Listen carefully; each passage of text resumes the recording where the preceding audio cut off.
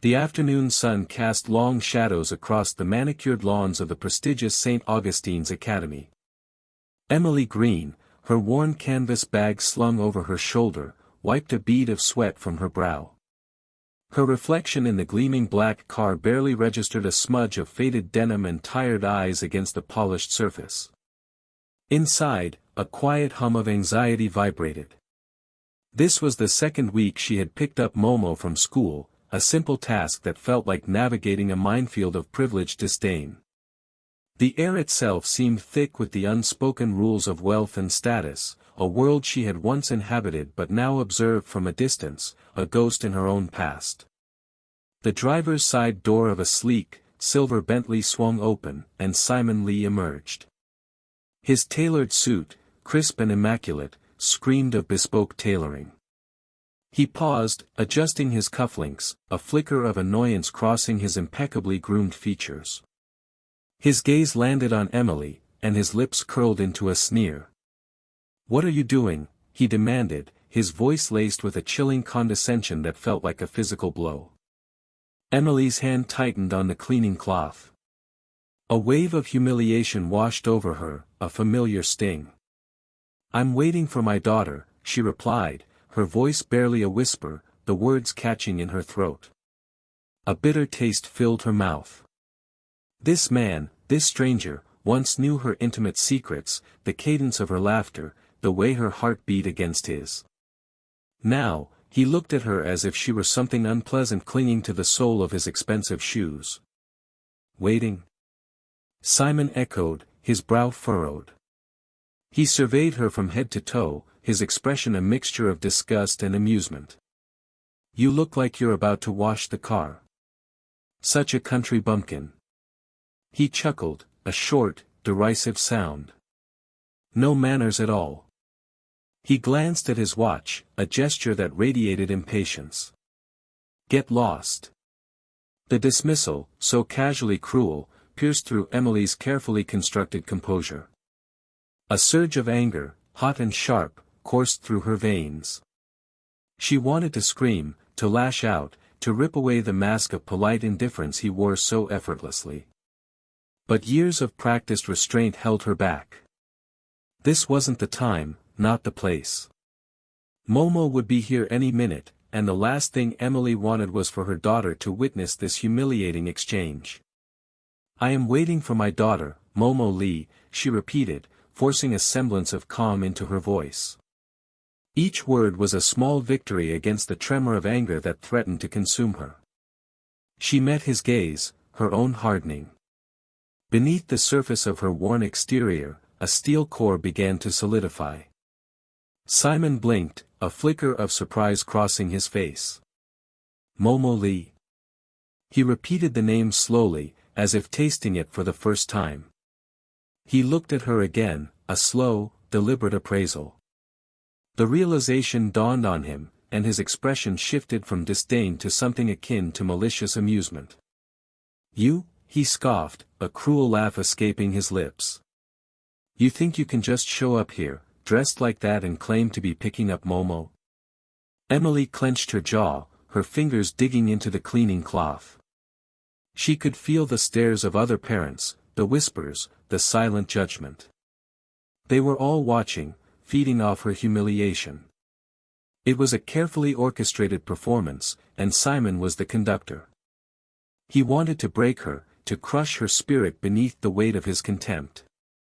He wanted to erase her, to pretend she never existed.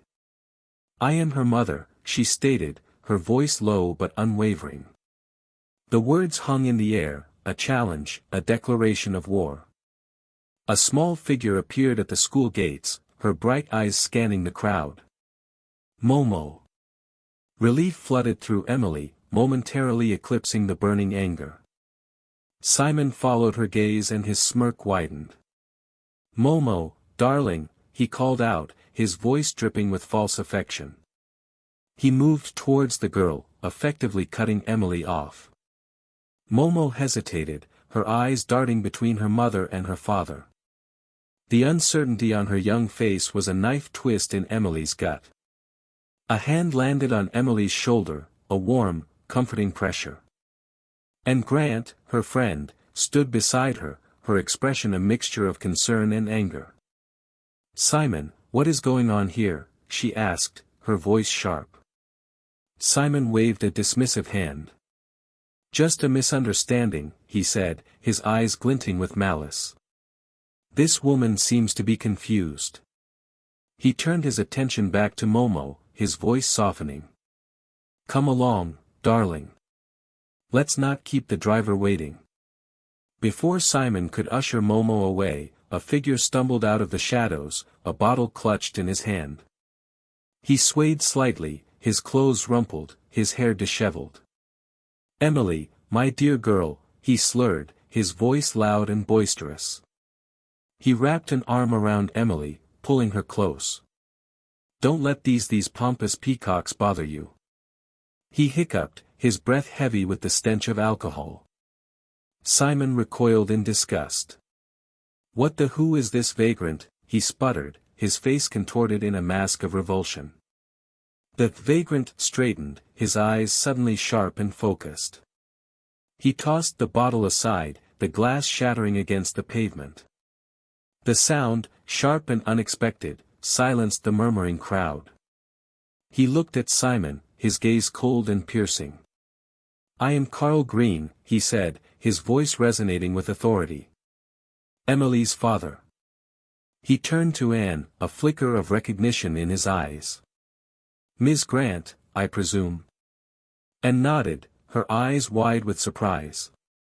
She had met Carl once, years ago, before the downfall. He had been a titan of industry then, the formidable head of the Emperor Group. The man standing before her now bore little resemblance to the powerful figure she remembered. Yet, the steel in his eyes, the unwavering strength in his voice, was unmistakable. Simon's face paled. He stammered, his carefully constructed composure crumbling. "Emperor Group," he whispered, the words barely audible. Emily took a deep breath, the years of suppressed anger finally finding release. She met Simon's gaze, her own burning with a cold fire. "Yes, Mr. Lee," she said, her voice clear and strong. "I am Emily Green, owner of the Emperor Group. And you, sir, are about to face the consequences of your actions." The crowd gasped, a collective intake of breath. Whispers rippled through the assembled parents, their expressions a mixture of shock and disbelief. Simon stood frozen, his face ashen, the blood drained from his lips. He looked at Emily, at Carl, then at Anne, his eyes darting back and forth like a trapped animal. Momo, her small hand clasped tightly in Emily's, looked up at her mother with wide, wondering eyes. A slow smile spread across her face, a smile of pure, unadulterated pride. The biting wind whipped strands of Emily's hair across her face, stinging her cheeks. Each gust felt like a tiny slap, mirroring the humiliation burning within her. Simon's words, laced with venom, echoed in the growing silence. He stood there, a monument to his own arrogance, his posture radiating the smug satisfaction of a man who believed he held all the cards. A small crowd had begun to gather, drawn by the escalating drama. Whispers, like the rustle of dry leaves, skittered around her. Emily's fingers tightened around Momo's hand. The small warmth of her daughter's hand was the only anchor in the storm raging inside her. "He thinks he's won. He thinks he can still control me." The thought pulsed in her, a bitter counterpoint to the fear that trembled at the edges of her composure. Anne's voice cut through the tension. "Simon, that's enough. You're being unreasonable." Emily felt a flicker of gratitude. Anne, at least, seemed to recognize the ugliness unfolding. But even that small comfort was quickly extinguished.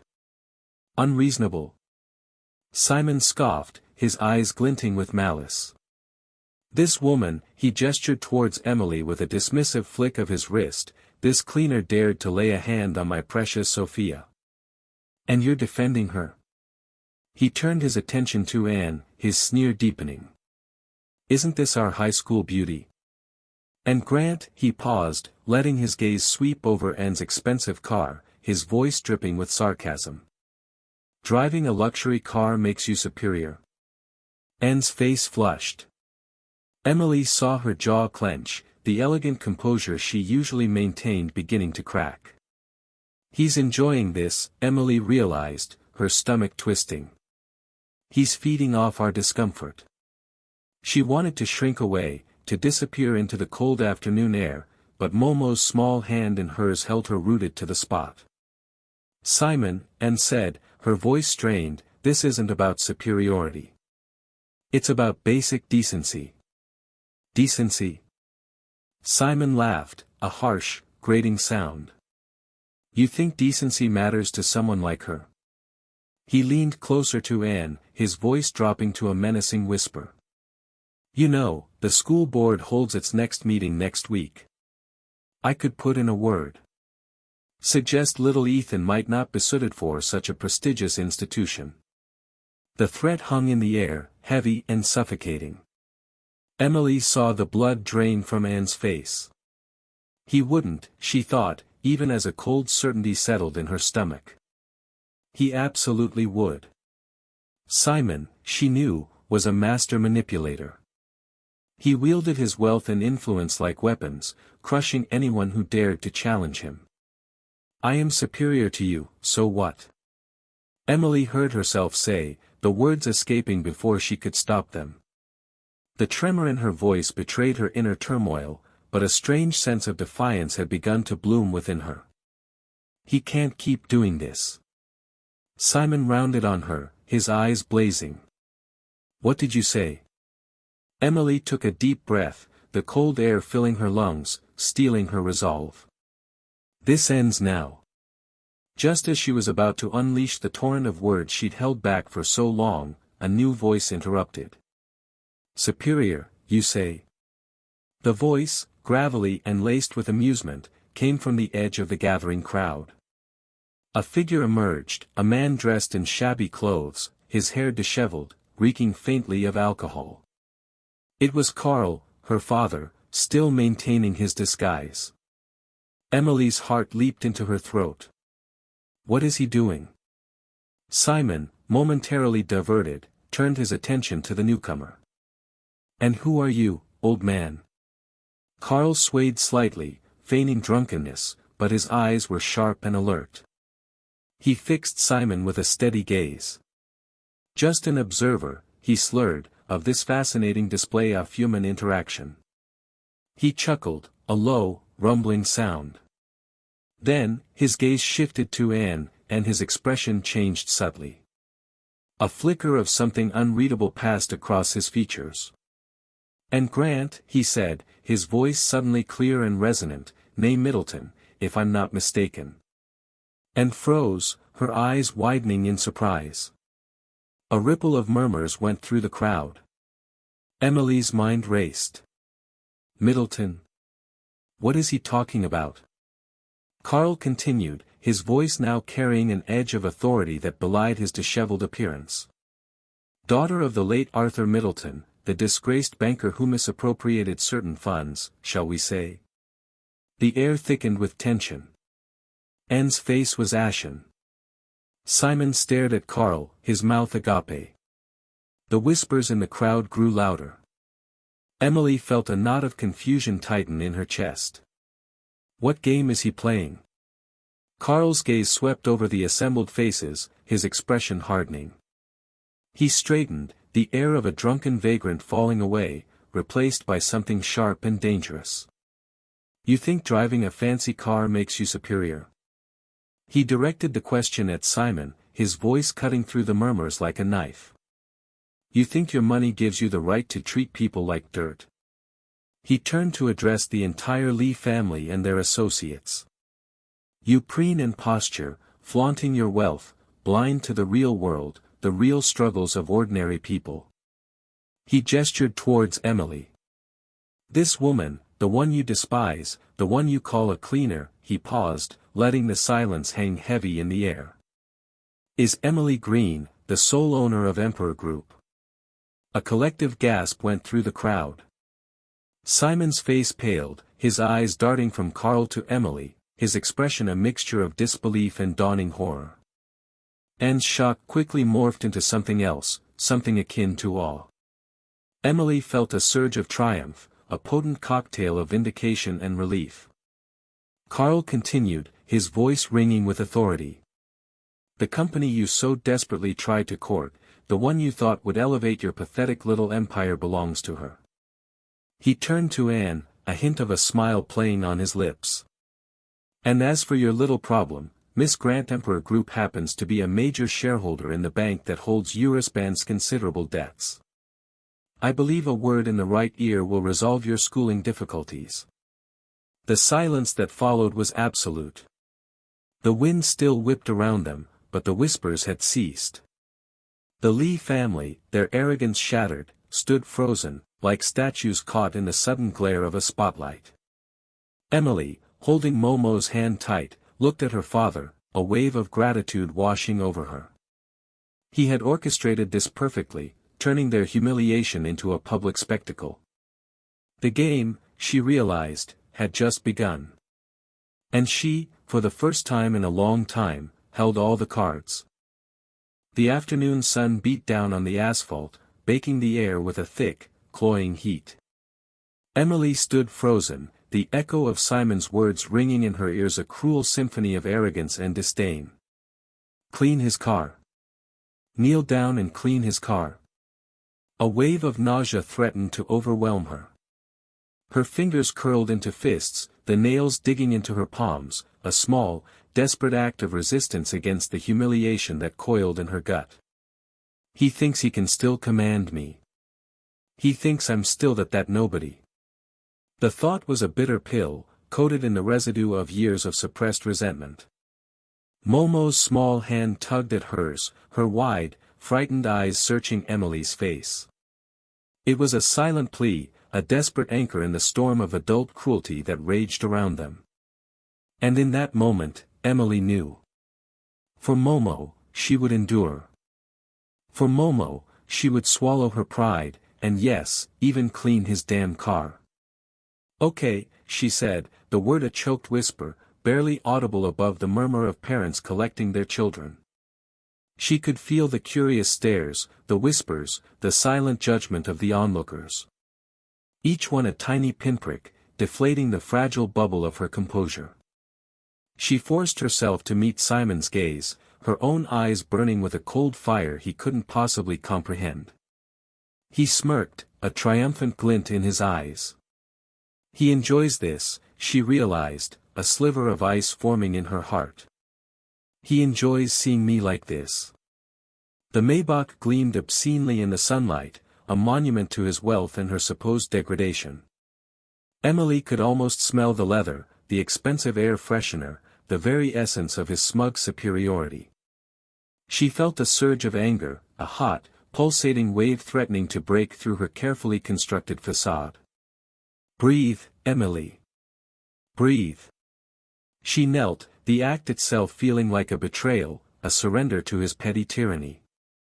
She took the cleaning cloth he offered, the fabric almost offensively soft against her roughened hands. Her stomach churned. Each swipe across the gleaming paintwork felt like a physical blow, a chipping away at her dignity. This is not you, Emily. The thought echoed in her mind, a defiant whisper against the rising tide of humiliation. And stepped forward, her face etched with concern. Simon, this is ridiculous. Emily doesn't need to do this. Her voice was firm, a small act of defiance in the oppressive atmosphere. Simon merely chuckled, waving her away dismissively. Stay out of this, Anne. This is between me and the help. He emphasized the last word, drawing it out with a sneer that made Emily's blood boil. Momo stood silently beside Anne, clutching her stuffed rabbit tightly. Her small body trembled, her eyes fixed on Emily with an unsettling mixture of fear and confusion.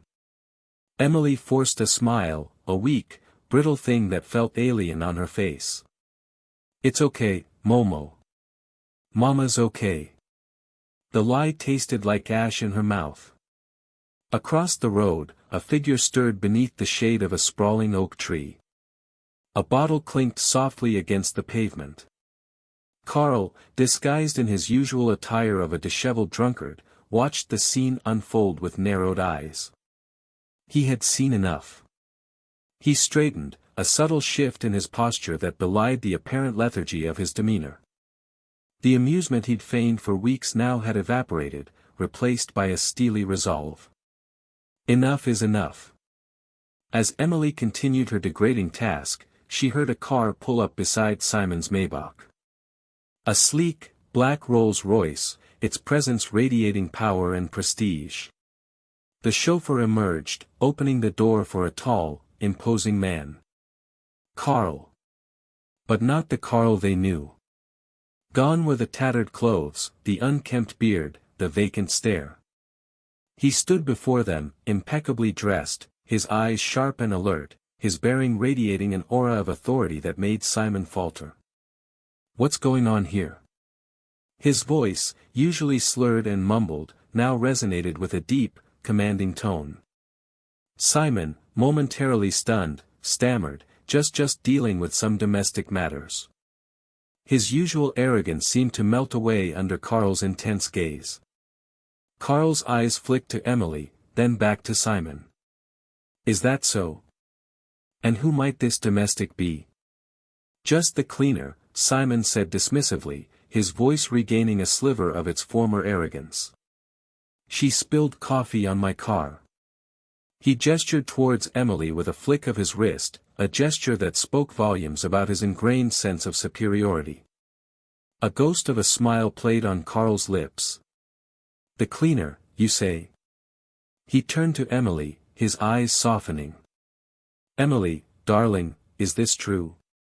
Emily, still kneeling beside the Maybach, looked up at Carl, her heart pounding in her chest. The moment had arrived. She straightened, discarding the cleaning cloth onto the ground. She met Simon's shocked gaze, a slow smile spreading across her face. "Simon," she said, her voice now clear and steady, "let me introduce you to my father, Carl Green, chairman of the Emperor Group." The color drained from Simon's face. He stared at Carl, then at Emily, his eyes wide with disbelief. The realization of what he had done, the magnitude of his mistake, crashed down on him like a tidal wave. He opened his mouth to speak, but no words came out.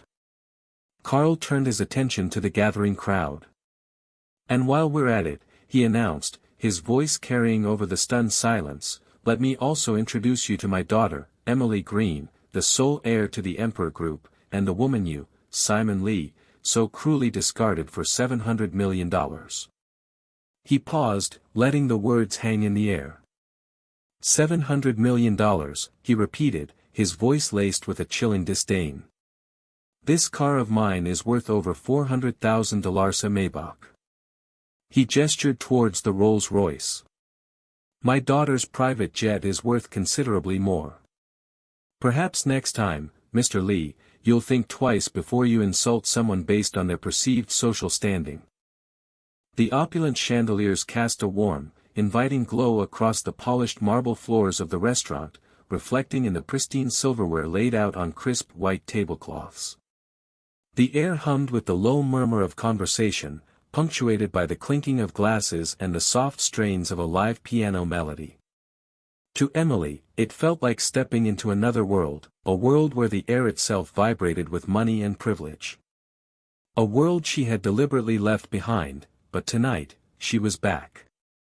Her heart hammered against her ribs, a frantic bird trapped in a gilded cage. Momo, clutching her hand, gazed around with wide, curious eyes, seemingly oblivious to the subtle disdain in the gazes of the immaculately dressed patrons. A tall, slender woman with a perfectly coiffed updo and a dress that shimmered like liquid moonlight approached them, her smile tight and strained. "Madam," she began, her voice smooth as silk but laced with a subtle chill, "I'm afraid your attire isn't quite suitable for our establishment." Emily felt a familiar sting of humiliation, a heat rising in her cheeks. Her simple blouse and jeans, perfectly acceptable anywhere else, suddenly felt like a shameful brand in this temple of elegance. She glanced down at Momo, whose small hand tightened in hers. "We have a reservation," Emily replied, her voice quieter than she intended. She fumbled in her purse for the reservation confirmation, her fingers trembling slightly. "Yes, I see that," the woman conceded, her eyes flicking over Emily's worn purse with barely concealed distaste. "However, we do have a dress code." A pause, weighted with unspoken judgment. "Perhaps you could return another time, more appropriately attired." Emily's stomach clenched. She could feel Momo's small body tense beside her.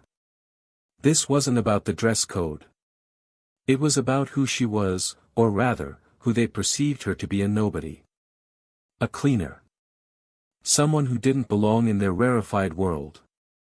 Before Emily could respond, a familiar voice sliced through the air. "Emily? What are you doing here?" Simon Lee, her ex-husband, stood a few feet away, his expression a mixture of surprise and thinly veiled contempt. He was flanked by his current wife, a stunning woman dripping in diamonds, and several other members of the Lee family, all radiating an air of effortless superiority. Emily's breath hitched. This was not how she'd envisioned the evening. She'd hoped to avoid any confrontation, to simply enjoy a quiet dinner with Momo. Now, it seemed, a storm was brewing. "We have a reservation," Emily repeated, her voice gaining a touch of steel. Simon's lips curled into a sneer. "A reservation? Really? Are you kidding?" He chuckled, a sound that grated on Emily's nerves. "Do you know our minimum spend here? I doubt you could afford a glass of water, let alone a meal." The Lee family joined in his laughter, their eyes glinting with malicious amusement. Momo hit her face against Emily's leg, her small body trembling. Emily felt a wave of protective anger surge through her. She would not let them humiliate her child. Not again. "I assure you, I can afford it," Emily said, her voice calm despite the turmoil within. She pulled out a sleek black card from her purse, the same card she rarely used, a symbol of a life she had tried to leave behind. The laughter died abruptly. The restaurant hostess's eyes widened, her perfectly composed facade cracking. Simon's face paled. He recognized the card. Everyone in their circle recognized the card. "This," Emily said, holding up the card, "is the world's only supreme black card." "The limit?" "Let's just say it's more than enough to cover a few dinners here." She paused, letting the weight of her words sink in. $700,000, to be precise. Silence descended upon the group, thick and heavy. The air, once filled with their condescending laughter, now crackled with a different kind of energy: fear.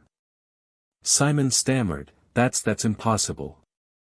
"Where did you get that?" Emily met his gaze, a ghost of a smile playing on her lips. "Does it matter?" she asked, her voice soft but edged with a newfound authority. She turned to the hostess, who now looked like a deer caught in headlights. "I believe we have a table waiting."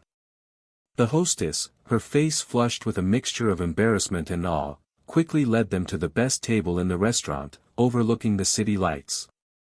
As they were seated, and Grant, a friend Emily had confided in earlier, approached their table, her eyes wide with a mixture of shock and amusement. "Emily," she exclaimed, "I saw what happened.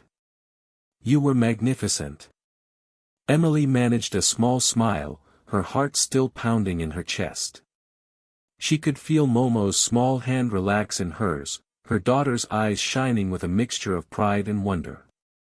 Across the room, the Lee family sat frozen, their faces a mixture of disbelief and humiliation.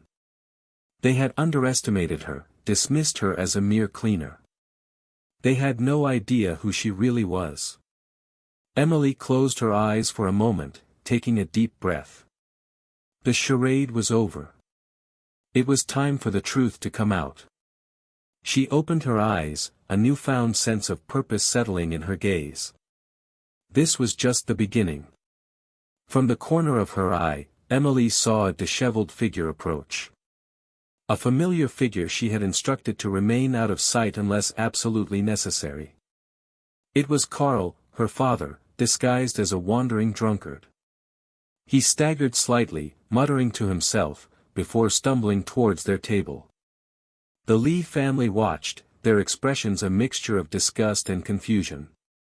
Emily held her breath, bracing for the next act of this unfolding drama. The storm she had unleashed was far from over. It was only just gathering force. The opulent restaurant, shimmering with crystal chandeliers and hushed whispers of wealth, felt like a cage. Emily's stomach churned, not from the exquisite food before her, but from the simmering rage that threatened to boil over. Simon's condescending laughter grated on her nerves, each chuckle a sharp reminder of the years she'd spent trying to please him, only to be met with disdain. He thinks he's won, she thought, her hand tightening around her water glass. He thinks I'm still the meek Emily he could control. Across the table, Momo's small frame trembled slightly. Emily saw the fear in her daughter's eyes, mirrored by the rising protectiveness within her own heart. It was time. You dare show up in front of me? The words, though quiet, hung in the air, silencing the nearby conversations. Simon's laughter died abruptly, replaced by a look of bewildered indignation. What's this, Emily? Playing hard to get now? He sneered, dismissing her words as a desperate attempt to reclaim his attention. He doesn't understand, Emily thought, a flicker of cold amusement crossing her face. He has no idea what's coming. Anne, sitting beside Emily, shifted uncomfortably. Her attempts to mediate earlier had been brushed aside, leaving her caught in the crossfire of a battle she didn't fully comprehend. Simon, maybe we should, she began, but Emily cut her off. No, Anne. Let him speak. Let him dig his own grave. The ice in her voice startled everyone at the table.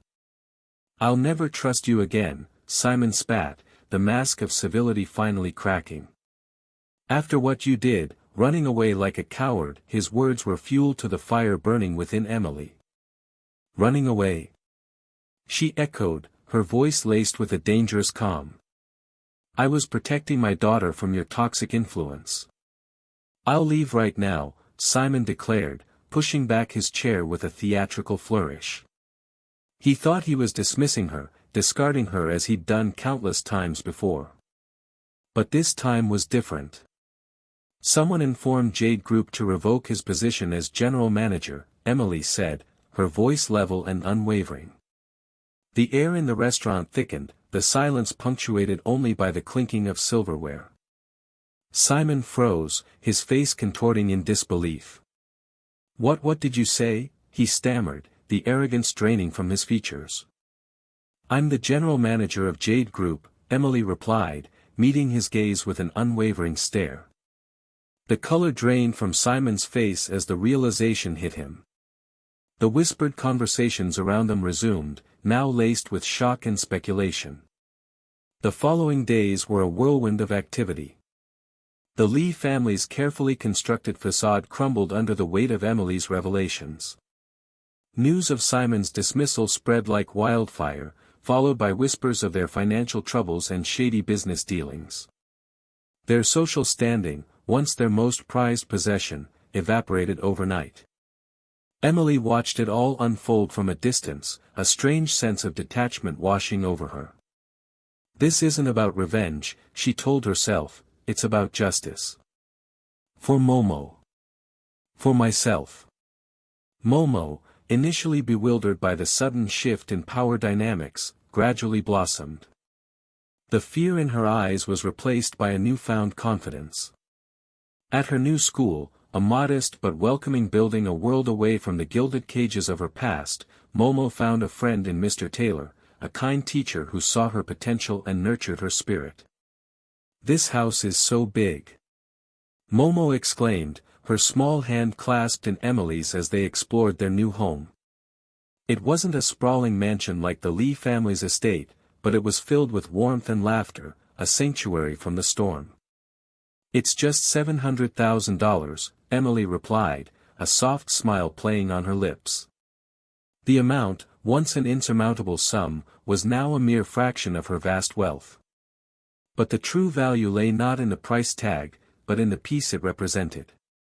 The final piece of the puzzle fell into place at a charity gala. Emily, dressed in a simple yet elegant gown, stood beside her father, Karl. He'd shed his disguise of a wandering drunkard, revealing himself as the formidable patriarch of the Emperor Group. The whispers in the crowd intensified, their shock palpable as they realized the extent of Emily's power and influence. Even Anne, who had known Emily's secret, was taken aback by the sheer magnitude of her friend's true identity. Mr. Taylor, invited as Emily's guest, watched the scene unfold with a mixture of awe and admiration. Emily, catching his eye, smiled warmly.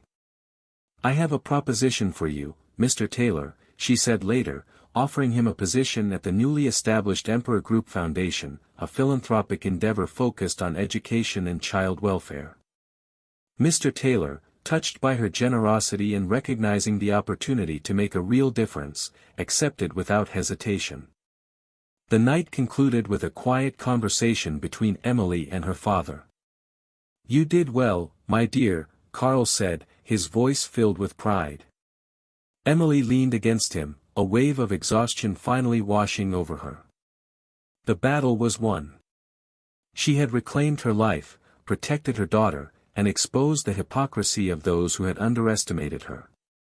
As she closed